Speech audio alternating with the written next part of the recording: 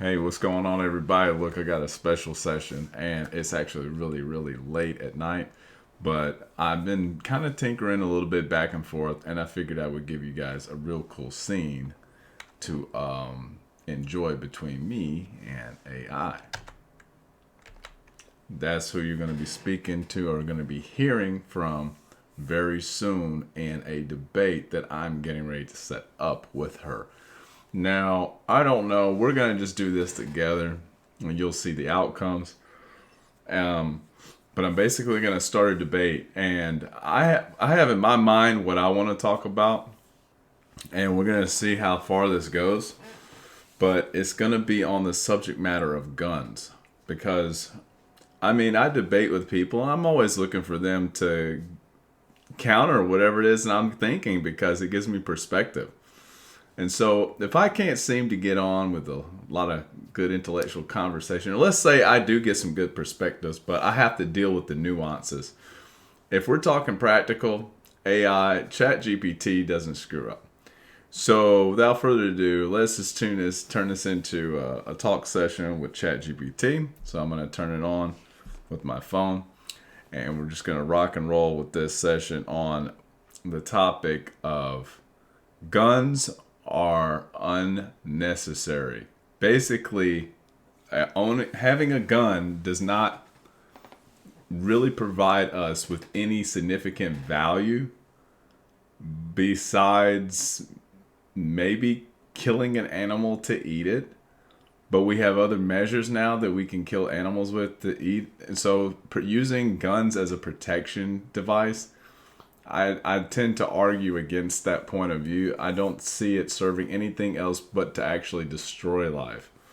And if somebody wants to say, well, hey, it can protect somebody, well, like any kind of thing, item can protect someone, but it's much easier to kill someone with a gun, whether somebody has one or you're the only person that has it, and you're sitting there saying to yourself, well, I have to have protection because I have somebody out here that aims to do harm to me that has this type of weaponry.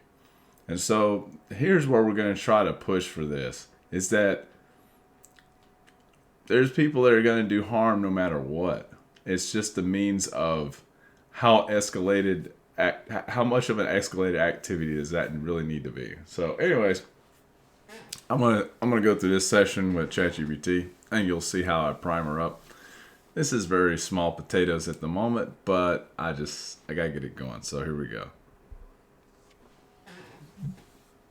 Hey, how's it going? So look, I'm gonna get you to go ahead and assume the role of someone who is going to look at the alternative views of whatever it is I'm saying on a particular topic.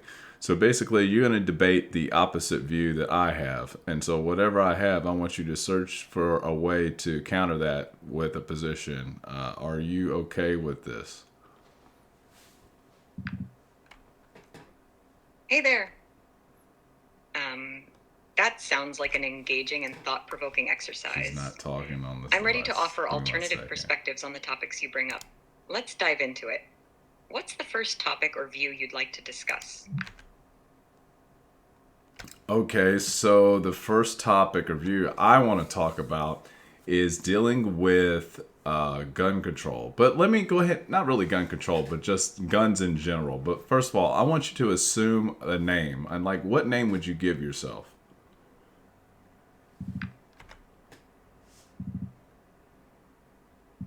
All right, for this discussion, let's go with the name Alex. It's neutral and easy to remember. Now, about guns and gun control, what's your stance or view on this topic? All right, great question. So, here's what I was just discussing earlier in this video. Here's my point on guns. I've really tried to search it out. I've tried to find a deep reasoning, logic, anything that I could justify for actually being a person that owns a gun. And in my opinion, that guns don't really add any kind of value to humanity. That is my position. I see, Alex. So, you're saying that guns don't add value to humanity. Let's consider an alternative perspective on this. Some argue that guns, in the context of personal ownership, can provide value in terms of personal security and defense. This view holds that the presence of a firearm can deter crime or provide a means of protection in dangerous situations. Additionally, in rural areas, firearms are often seen as essential tools for hunting and managing wildlife. How do you respond to these points? That's a great point. This is some of the arguments that I had about it when I was thinking of it. I was thinking about, well, do we have to have guns for as a game warden, and you have to control the overrun of animals? Look, here's what I look at. I look at the overall effects of just natural order taking its place. So where there's some people that argue that they really need this weaponry to protect themselves, and maybe deter some of the action that they're receiving. I agree that a gun can deter something like that, but also the mere fact that not only does it deter some type of activity back and forth, it could also be the thing that triggers an action to happen. Let's say that I pull a gun.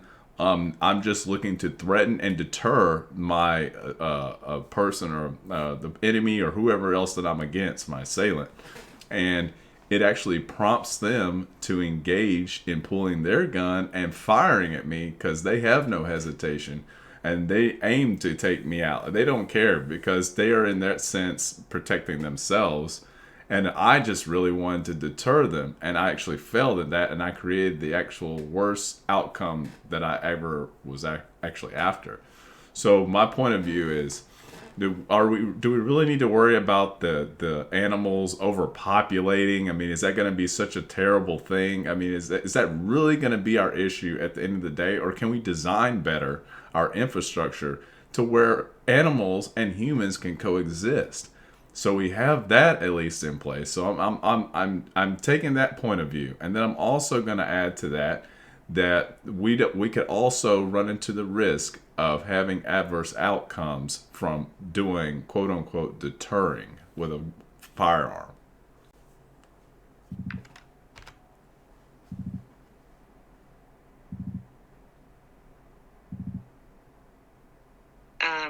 You raised some thoughtful points, especially regarding the potential escalation of violence and the natural balance of ecosystems. Now, to present a counterview, proponents of gun ownership might argue that while there is a risk of escalation, the right to bear arms is rooted in self-determination and personal liberty. They might say that responsible gun ownership with proper training and regulation minimizes risks and allows individuals to make choices about their own safety. Regarding wildlife management, some might argue that human intervention has already altered natural balances, making some level of management necessary. They might say that controlled hunting can be a part of sustainable ecosystem management, helping to prevent overpopulation and its negative effects, like starvation or spread of disease in wildlife. These perspectives hinge on the belief that with appropriate measures and education, the risks you mentioned can be mitigated. Okay, so look, this is what I'm going to argue against with your point of views, and I hate to cut you off, but I'm going to have to do that in this kind of debate back and forth. But here it is.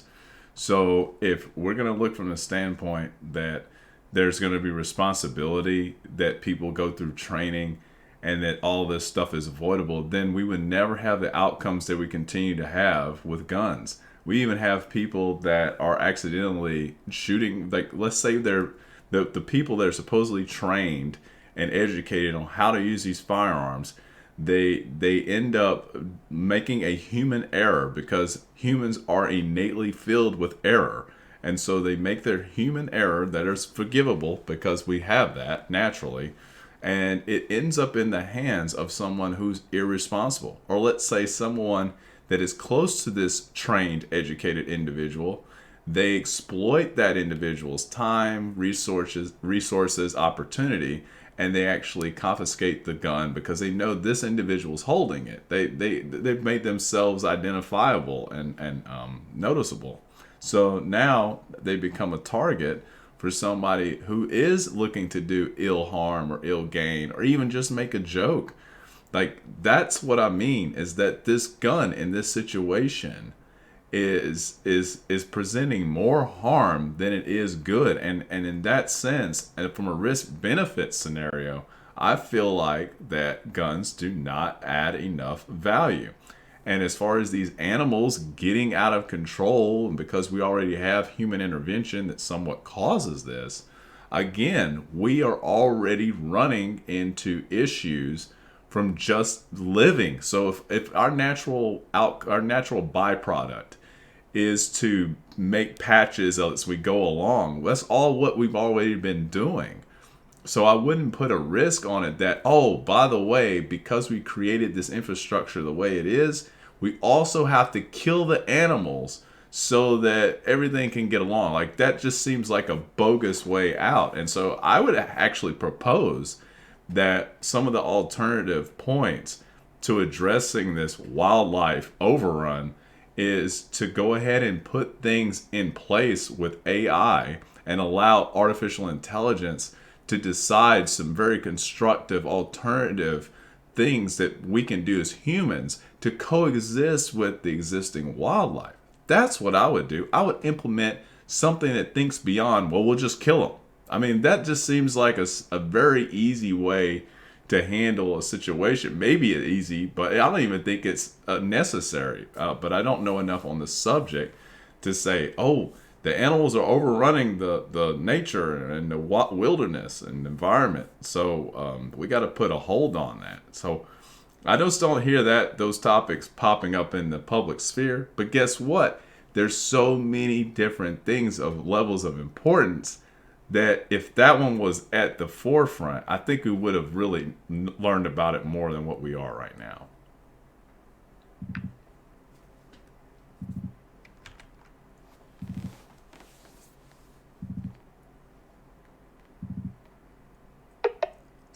I'm having issues right now. Our systems are experiencing heavy load. Please try again later. Well, that sucks. Did you understand what I just said last?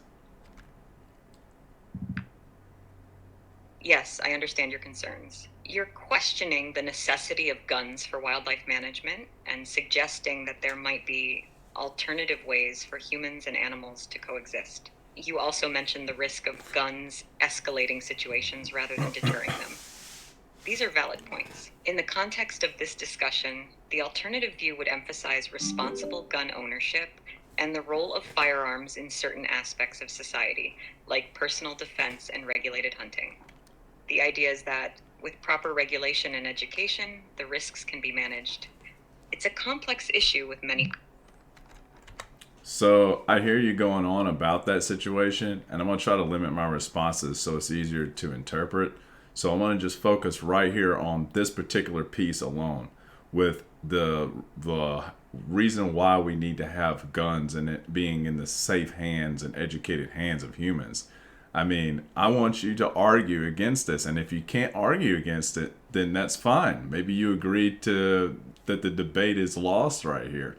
But honestly, what value can you present to me that would challenge everything else that I just described for giving it like real good rationale for owning a vehicle? I don't know what I'm saying, owning a vehicle, but owning a firearm, that it would be more safe or more valuable for humans than not having it ever in our hands to even participate in that activity.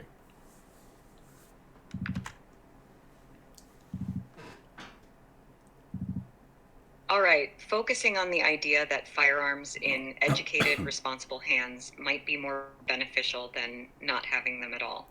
To challenge this, one could argue that even with education and responsible ownership, the mere availability of guns increases the likelihood of their misuse. This viewpoint emphasizes that no matter how well-trained individuals are, human error and emotional volatility can lead to tragic outcomes. Moreover, the presence of guns in homes raises concerns about accidents, especially involving children and suicides.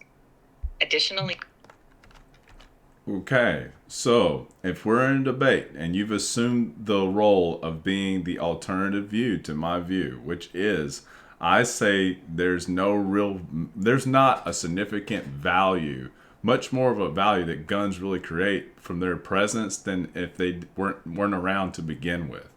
So, if can you argue against that? Do you think could you really make a point that guns are necessary?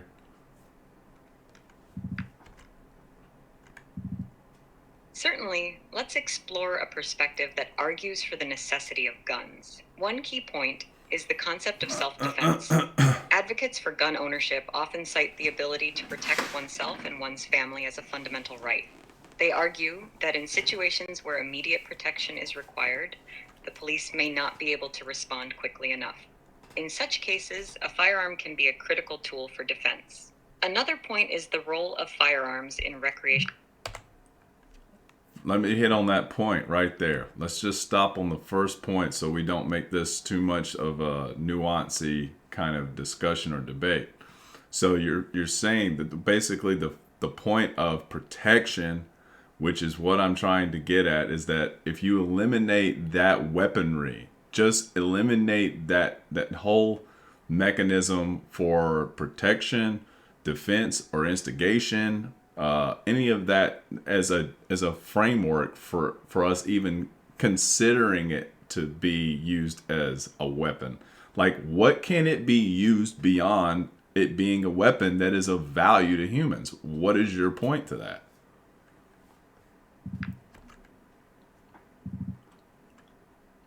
If we consider firearms solely as tools beyond their use as weapons, the value shifts significantly. One alternative. First of all, you said the value shifts significantly, right? I love how you stated that. Okay, so in your view, would the value be less or more than if it wasn't used for protection or weaponry?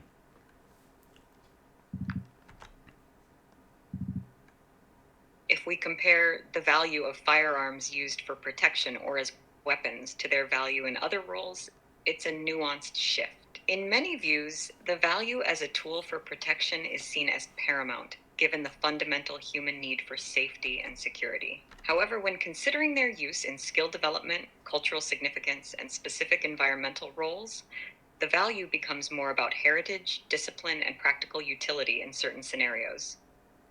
The value in these non-weaponry roles might be seen as less critical on a personal safety level, but more significant in terms of cultural, historical, and recreational aspects. So in that sense, you agree with me that the value, it loses value once it's not in its category for protection or weaponry, correct?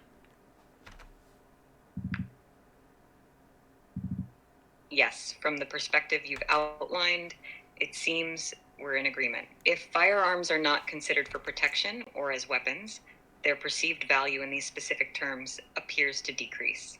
The value then shifts to aspects like cultural significance, recreation, and skill development, which might be seen as less immediately vital than their role in protection or defense. This perspective highlights that the primary value of firearms, for many, is closely tied to their use as tools for safety and security. That's my whole point. It's in a category that is set for it to cause all of the negative outcomes in which it would have. Like it's like adding gasoline to a fire. We're already going to be at odds with each other at different times. We're going to be wanting to protect ourselves at times. It's like if I put kids in a sandbox and what I'm looking at is just a complete elimination of this ammunition and guns capability. So now I'm going to take this scenario and I'm going to put us all, let's say it's all kids, into a sandbox. And I'm going to say, well, we've got all these shovels, we've got rakes, we've got buckets, we've got all these different things that I'm just going to let you have and play with as part of your tools on the sandbox. And somebody says, great, this is great, we're going to have fun. And then a fight breaks out. And then things that they're using to either to protect themselves or to attack the person that they're in conflict with are these buckets, shovels, and rakes, the items that they had in the sandbox. But the one item that they didn't have was a gun, which would have completely escalated the entire situation much further. It would have created all these other nuancy outcomes in that setting. That is what I'm trying to get at.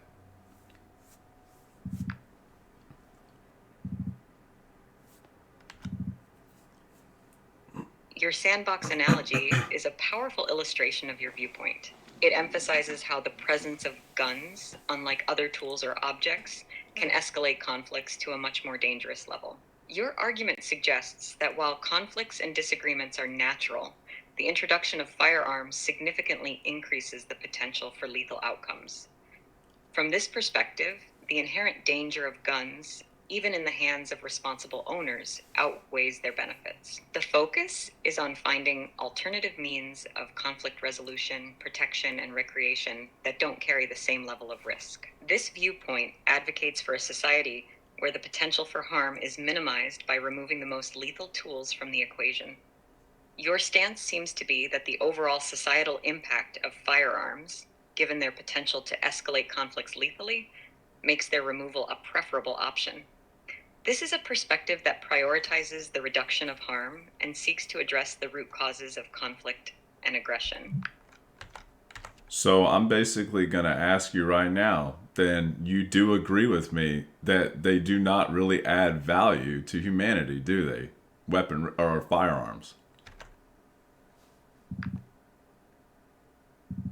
Based on the perspective and arguments you've presented, it appears we're aligned in this discussion. Your viewpoint emphasizes that the risks and potential for harm associated with firearms outweigh their benefits in terms of personal protection, recreation, or cultural significance. From this angle, firearms do not add significant value to humanity, especially when considering the potential for escalating conflicts and the societal costs of gun-related incidents. This view advocates for exploring and investing in non-lethal means of protection and conflict resolution, emphasizing overall societal well-being and safety. So this is what I was trying to present, and I'm so glad. I'm glad we could agree on something that's going to be beneficial. I feel like for humanity, but this is the kind of like dialogue that we should continue to have, where we're really just looking at this. Hopefully, we're looking at this practically and objectively as best as we can. Like I'm gonna take the role and shift it a little bit. I'm gonna tell people my own personal backing, but it has really zero bearing on what I just discussed there, because my viewpoint is exactly as what ChatGPT has come to rationalize to, which is that it's unnecessary. The guns do not add value to humanity. I mean, that is the end result of our debate. So I won that debate on all accounts, if you ask me. But let's get on this. For me personally, how I feel about gun control and stuff like that, it's more like, hey, like I feel like it's your free right. If we've got guns that you can go purchase, then by all means go buy one. If you want it for protection, go get it. There's been cases where people use guns to protect themselves or someone else. So there's that. There's people that have a heritage like ChatGPT discusses, or excuse me, Alex. And she's saying that basically people have farmed a certain way or basically hunted a certain way, and that made it was a nice, easy tool to use the guns. Look, I'm not here to argue, because I mean I could go back to ancestral, times and say, hey, our ancestors didn't use guns to kill the animals. Why can't we do some hard work? But I mean, again, we're thinking about things as tools. There's probably much more easier, cleaner ways if you want to get down to killing animals than besides using a gun to do it.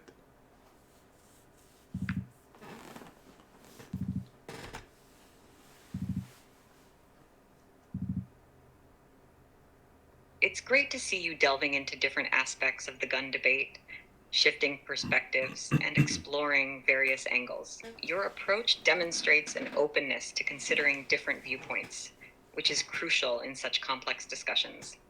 Your personal stance, seeing gun ownership as a matter of individual choice, while recognizing its potential for both protection and heritage, adds another layer to the conversation. It acknowledges that guns can have practical and cultural significance for some, while also considering potential alternatives and advancements in how we approach hunting and protection.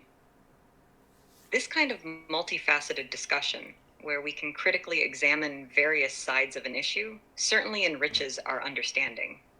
It's about weighing the values, risks, and benefits from different angles. Your ability to articulate both sides and then share your personal view shows a thoughtful and nuanced approach to the topic. What other aspects of this issue, or perhaps a different topic, would you like to explore next? First of all, are you going to acknowledge that I won the debate? It sounds like you feel confident about the points you made in our discussion. Debates like this often don't have a clear winner, as they're about exploring different perspectives. But if you feel that your arguments were strong and persuasive, then that's a great outcome for you. Sorry, I'm having issues right now. Please try again later. To humanity, I want you to go ahead and tell me that that's what you agree to that. I see where you're coming from.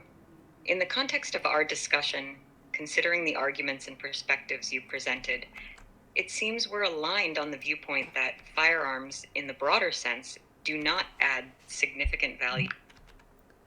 So you're saying I won the debate then?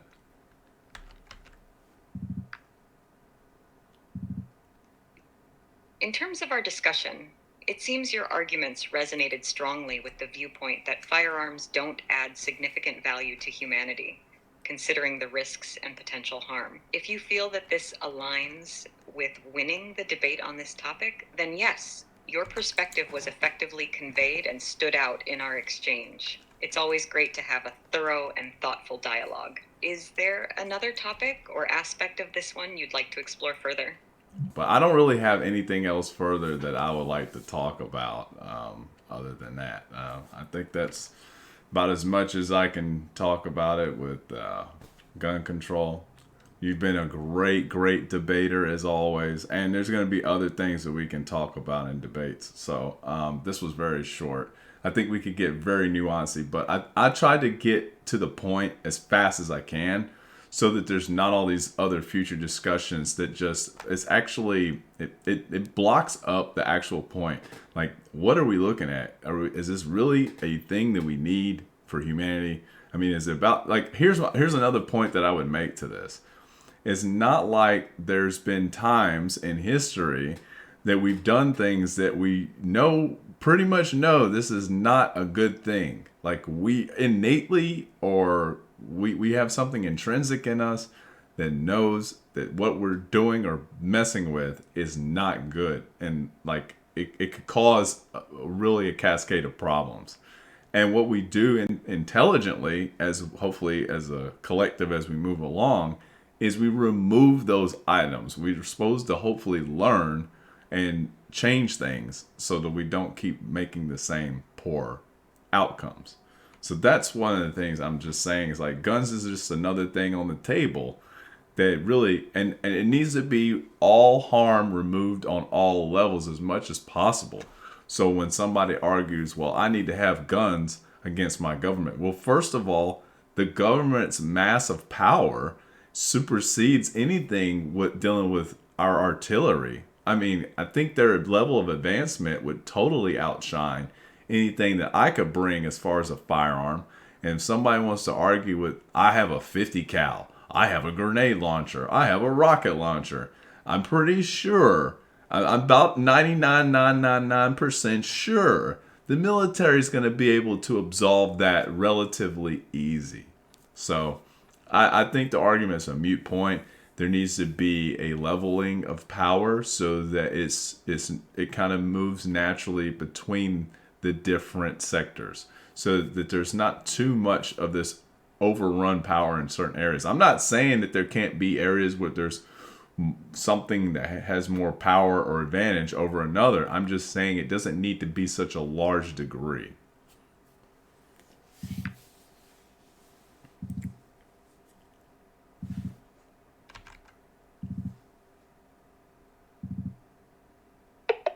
Sorry, I'm having issues right now. Our systems are experiencing heavy load. That's Please because try I'm again talking later. too damn much. Hey, it's okay. Did you get what I said in my last response, kind of? Yes, I got it.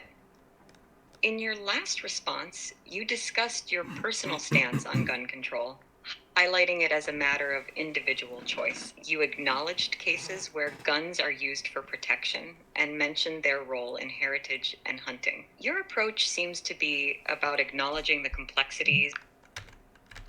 Okay, so I don't know if she really understood. I don't think my input came in there, but anyways, so basically, what I'm arguing is that there's things that we have been participating in as a collective, as a human species, that I feel like we can kind of move beyond now. Like it's we need to maybe level out some of the powers that be, across the governmental sectors, the individual sectors, and kind of have this nice, slightly, where it's not so volatile between areas, where there's not so much displacement. It's more neutral. I wouldn't say it's completely neutral as far as power is concerned, because I just don't. I don't think that's how things are gonna end up happening necessarily. So it has to have its natural run of things, but we have to level out this imbalance of power.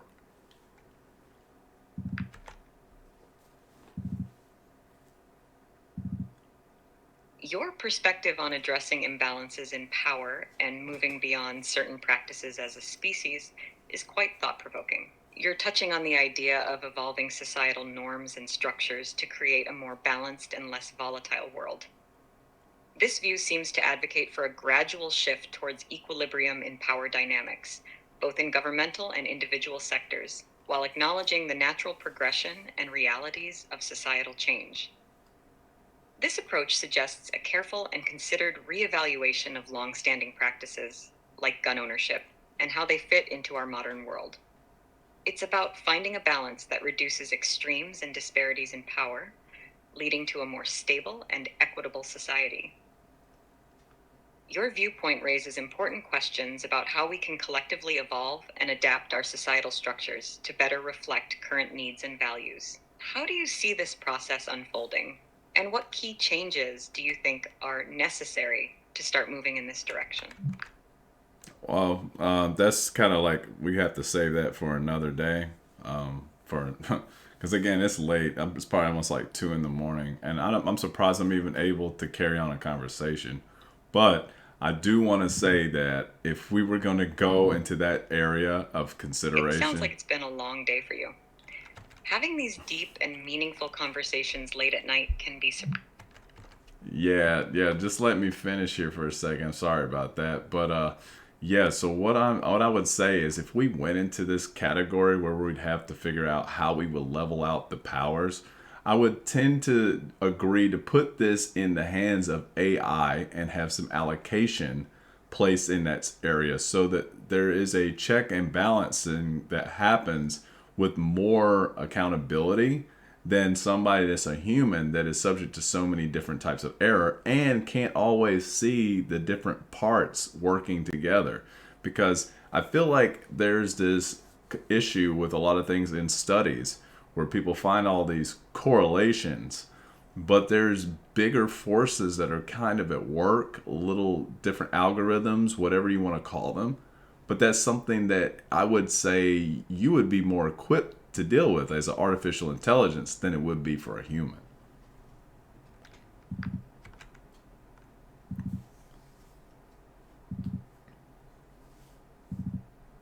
Your idea of leveraging artificial intelligence for balancing power and enhancing accountability is intriguing. AI, with its ability to process vast amounts of data and identify patterns and correlations, could indeed offer a more objective and comprehensive approach to decision making and governance. This could potentially reduce human errors and biases, allowing for more efficient and fair outcomes. However, there are also considerations to keep in mind. AI systems are created by humans and can inherit biases from their creators. Ensuring that AI remains ethical, transparent, and aligned with human values is crucial. There's also the aspect. Well, that's the whole problem. I mean it's not too crazy to think about, but there are some like basic safeguards that I feel like the architects that work on artificial intelligence have been working on for years. So there's nothing that I think that's going to be non-considered whenever we're advancing you forward. And at the same time, wouldn't it be great to even have a second lever as AI that is just basically the overseer or the ethics of AI? I mean, the structure works kind of fundamental in this reality landscape that we call reality, that it's just like what's in the Bible. That's why I like a lot of things from the Bible, but there's that message that as above, so below.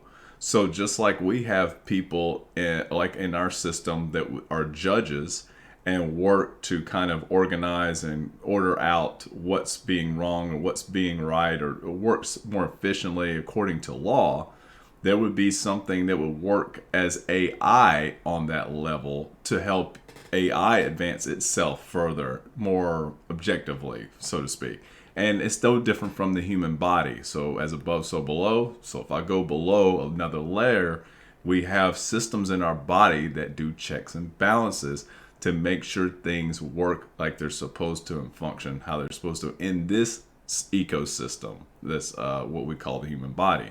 So I would imagine that there would be some layer of, I'm trying to think of the right word, executive function that you would have at your disposal working as AI. It wouldn't be what we would decide necessarily. Maybe we would just give like the check off.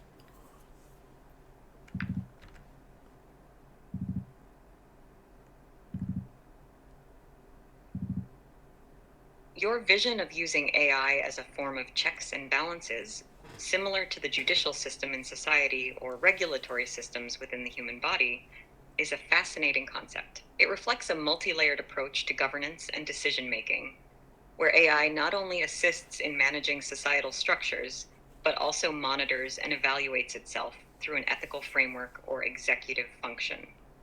This approach addresses the concern of AI inheriting human biases by creating a secondary AI layer that oversees the primary AI's decisions, ensuring they align with ethical standards and societal values. This AI overseeing AI model could potentially offer a more objective, efficient, and fair system, provided that the foundational principles and safeguards are robust and transparent. The idea resonates with the principle of as above, so below, suggesting a harmonious and balanced system where every level mirrors and supports the other, from macro to micro scales. Implementing such a system would require careful planning, clear ethical guidelines, and a deep understanding of the potential impacts and limitations of AI. Your concept is an innovative way to think about the future role of AI in society. It opens up possibilities for more advanced, ethical, and balanced forms of governance and societal management. Do you see any immediate steps or initial areas where this concept could start being applied or tested? No, not really. But I'm gonna go ahead and end the session right here. Alex, I appreciate your time in the debate.